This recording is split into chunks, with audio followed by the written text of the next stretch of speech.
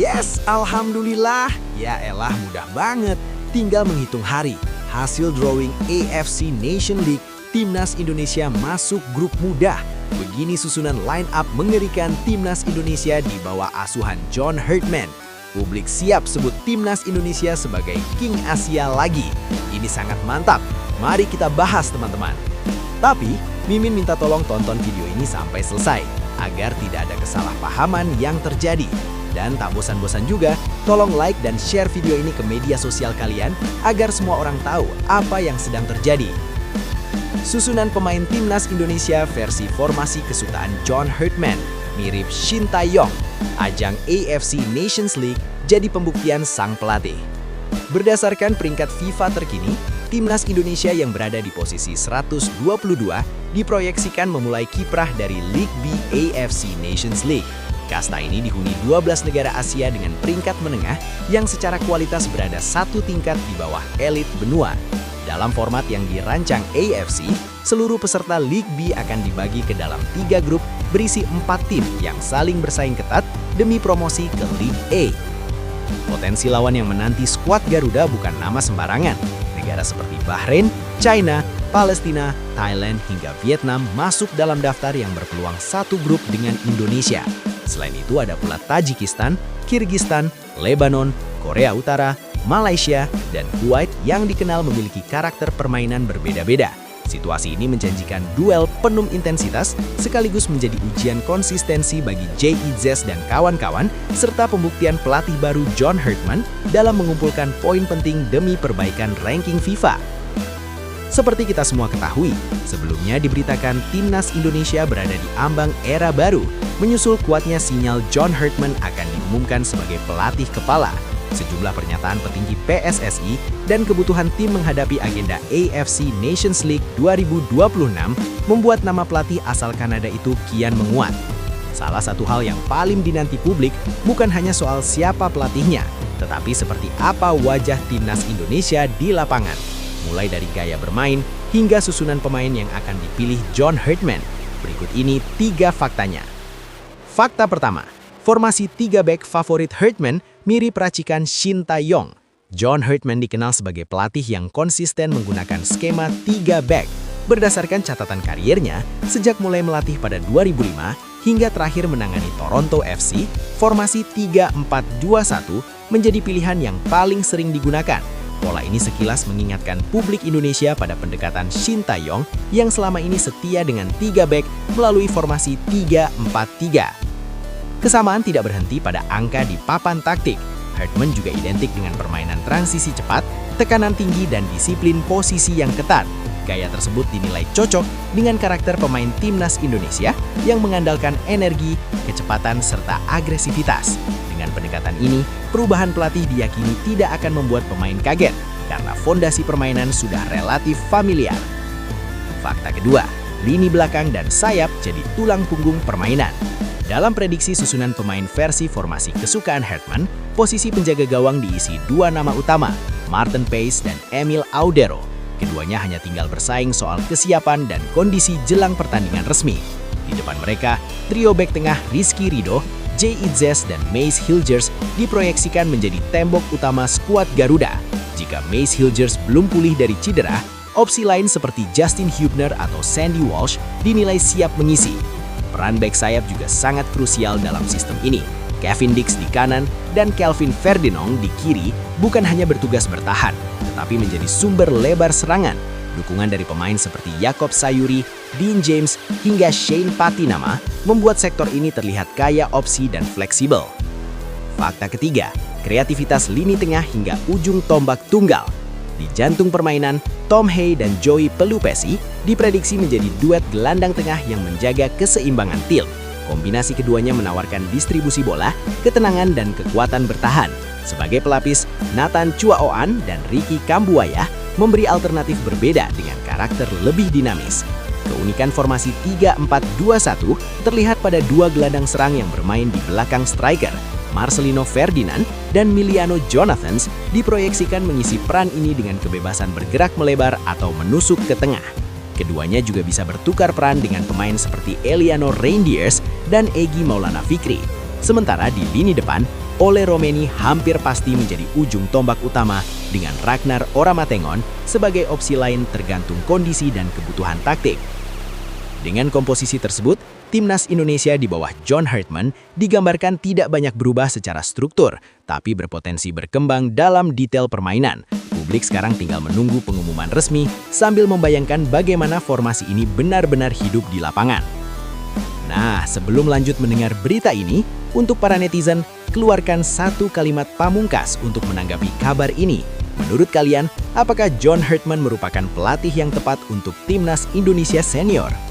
Ayo teman, berikan tanggapan kalian di kolom komentar. Bravo Timnas Indonesia, bravo PSSI. Ayo Garuda, buktikan bahwa level kita sudah dunia. Buktikan bahwa kita adalah raksasa Asia. Di sisi lain, jangan lupa juga satu kalimat khusus untuk Erick Thohir CS yang sedang berusaha keras memajukan sepak bola Indonesia. Silahkan tulis di kolom komentar. Ayo terbang tinggi Garuda. Mari kita lanjut teman-teman. Situasi ini menunjukkan bahwa timnas Indonesia sedang berada di fase transisi yang relatif aman secara taktik, tetapi menantang secara ekspektasi. Aman karena arah permainan tidak akan berubah drastis. Jika John Hartman benar-benar datang dengan formasi 3 back dan pendekatan tekanan tinggi, para pemain tidak perlu belajar dari nol. Fondasi yang dibangun di era sebelumnya masih relevan sehingga adaptasi bisa berlangsung lebih cepat, terutama menjelang agenda FIFA Matchday yang waktunya mepet. Blunder Erick Thohir CS bikin timnas Indonesia gagal total. Timnas Indonesia menutup tahun 2025 dengan catatan kelam. Status juara bertahan SEA Games tak mampu diselamatkan. Mimpi Piala Dunia runtuh sebelum waktunya dan publik sepak bola kembali disuguhi kegagalan demi kegagalan.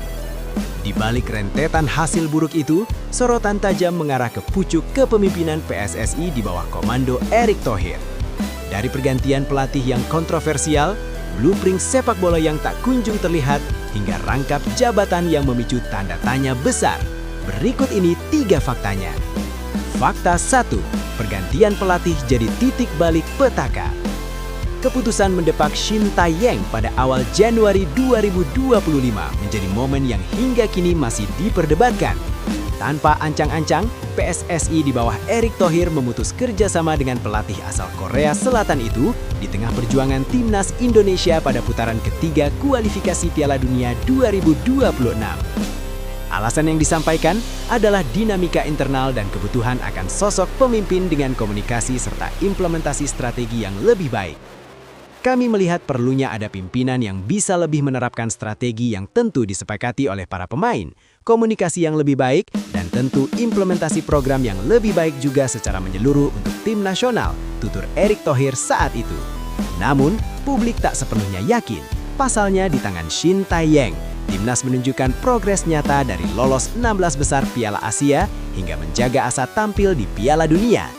Harapan akan perubahan cepat justru berbalik arah ketika Patrick Kluivert datang.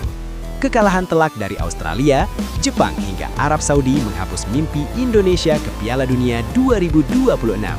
Seruan Kluivert out menggema dan perbandingan dengan era Shin Tae-yong tak terelakkan. Seperti kata Ibnu Jamil, memang gak ada jaminan juga yang lama itu membawa kita ke Piala Dunia, tetapi mungkin kerelaan hati kita akan jauh lebih besar ketimbang yang saat ini. Fakta 2. Blueprint sepak bola misterius, publik ditinggal bertanya. Di tengah kegagalan di level senior hingga kelompok umur, blueprint sepak bola nasional kembali dipertanyakan. Erick Thohir berulang kali menyebut PSSI memiliki cetak biru hingga 2045 menuju Indonesia emas. Namun hingga kini, dokumen itu tak pernah benar-benar dibuka ke publik. Alhasil, setiap keberhasilan mudah diklaim sebagai buah blueprint, sementara kegagalan selalu punya alasan baru.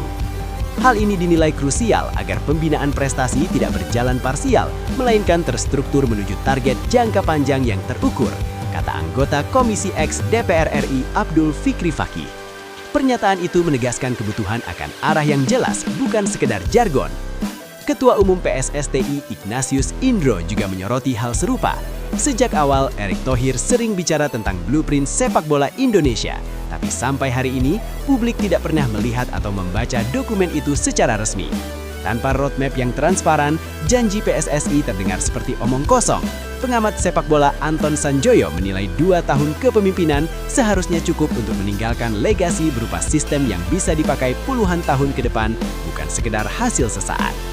Fakta 3. Rangkap jabatan dan fokus yang terpecah. Masalah tak berhenti di lapangan. Rangkap jabatan Erick Thohir sebagai Menpora dan Ketua Umum PSSI menambah panjang daftar kritik.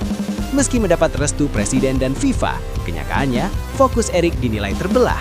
Target SEA Games yang maju mundur, pemangkasan anggaran hingga absennya FIFA Matchday menjadi sorotan keras supporter. Katanya mau 100 besar dunia, tapi FIFA Matchday nggak ada. Itu artinya apa? Erick Thohir omong kosong, janji manis doang, kata Ultras Garuda dalam aksi protes. Kritik ini mencerminkan kekecewaan publik terhadap janji besar yang tak dibarengi langkah konkret.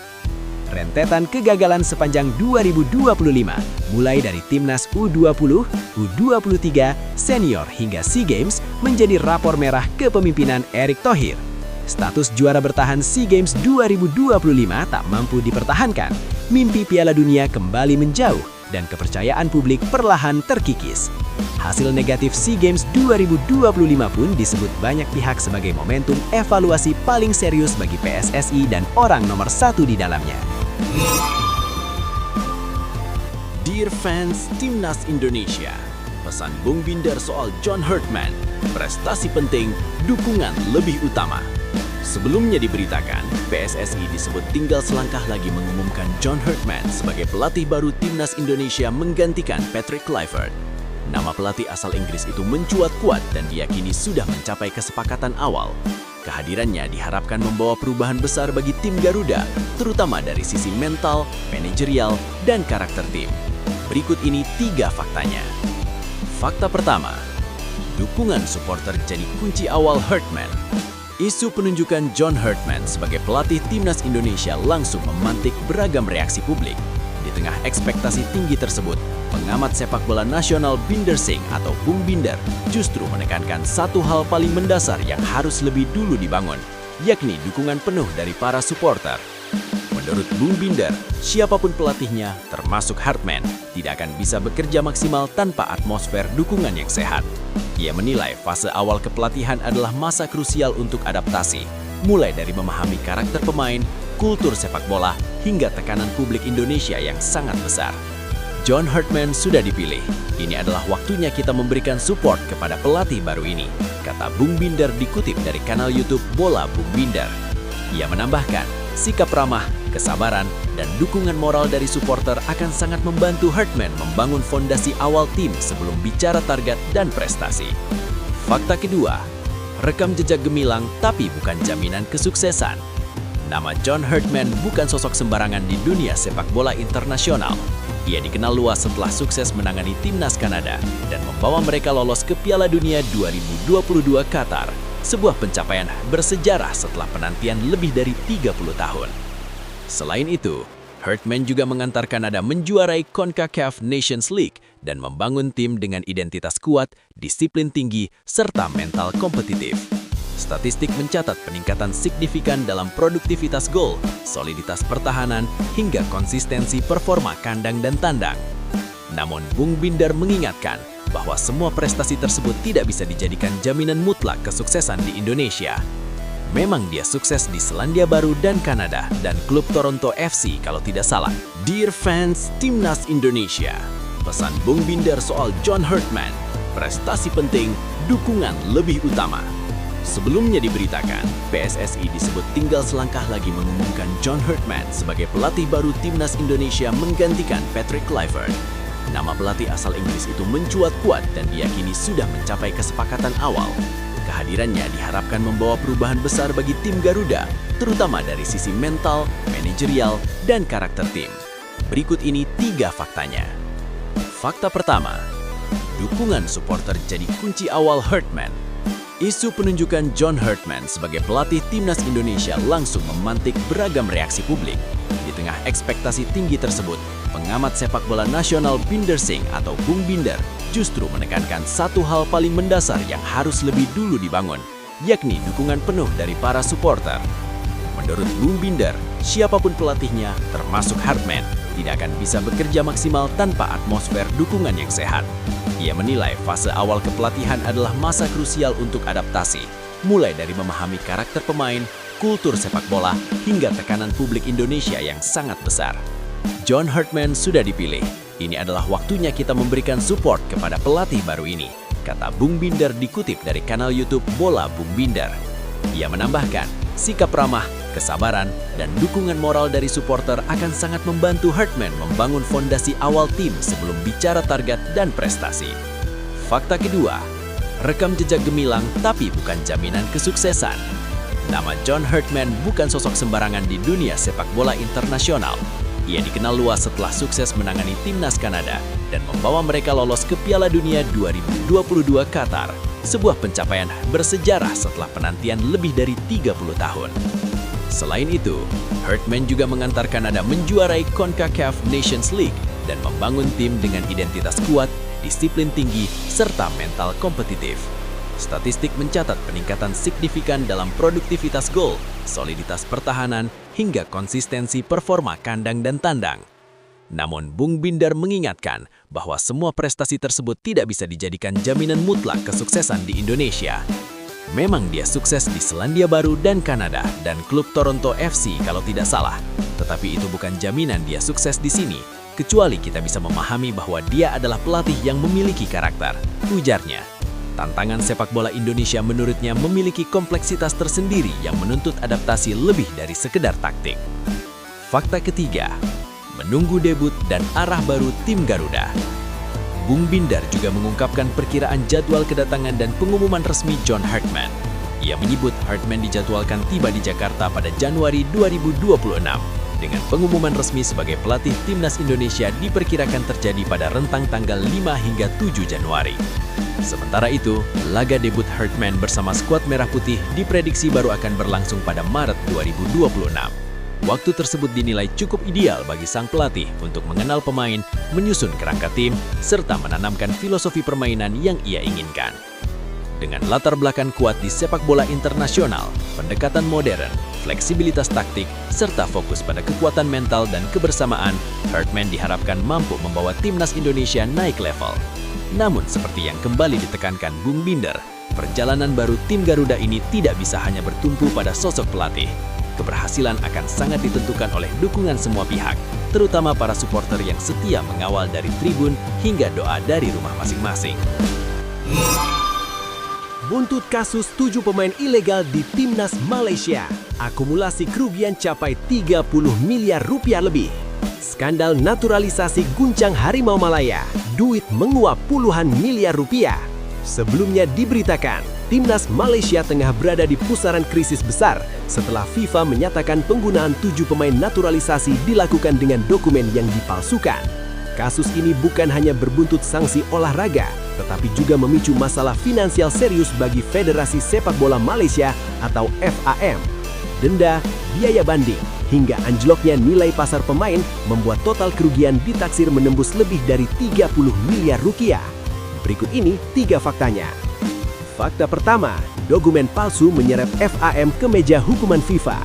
Kasus ini bermula dari keputusan FIFA yang menyatakan FAM menggunakan dokumen tidak sah agar 7 pemain naturalisasi dapat memperkuat timnas Malaysia. Nama-nama seperti Gabriel Felipe Arrocha de Caira hingga Hector Alejandro Hevel Serrano masuk dalam daftar pemain yang dinyatakan ilegal. Keputusan tersebut langsung menjatuhkan pukulan telak bagi federasi yang selama ini gencar mengandalkan program naturalisasi sebagai jalan pintas prestasi. Sebagai konsekuensi, FIFA menjatuhkan denda sebesar 350.000 CHF kepada FAM atau setara sekitar 7,3 miliar rupiah. Tak hanya itu, setiap pemain yang terlibat juga dikenai denda CHF 2.000 serta sanksi larangan beraktivitas di seluruh kegiatan sepak bola selama 12 bulan. FAM sempat mencoba melawan dengan mengajukan banding, namun upaya itu ditolak FIFA. Kini, federasi tersebut bersiap membawa perkara ini ke Pengadilan Arbitrase Olahraga atau CAS dengan risiko biaya yang tidak kecil. Fakta kedua, kerugian membengkak hingga puluhan miliar rupiah. Dampak finansial yang timbul dari kasus ini ternyata jauh lebih luas dari sekedar denda FIFA. Mengutip laporan NST, total kerugian yang harus ditanggung FAM diperkirakan melebihi Rm8 juta atau sekitar 33 miliar rupiah. Angka tersebut merupakan akumulasi dari denda resmi, biaya proses banding, hingga turunnya nilai pasar para pemain yang terseret skandal. Federasi Sepak Bola Malaysia menghadapi krisis keuangan yang melebihi 8 juta ringgit menyusul sanksi FIFA atas penggunaan 7 pemain naturalisasi dengan dokumen yang diduga dipalsukan, tulis NST. Media yang sama juga mengutip pendapat seorang pengacara arbitrase olahraga yang menyebut total biaya sanksi, banding, dan nilai pasar yang hilang bisa melebihi 8 juta ringgit. Situasi ini membuat kondisi keuangan FAM berada di bawah tekanan berat dalam jangka pendek. Fakta ketiga, citra sepak bola Malaysia terancam runtuh bertahun-tahun.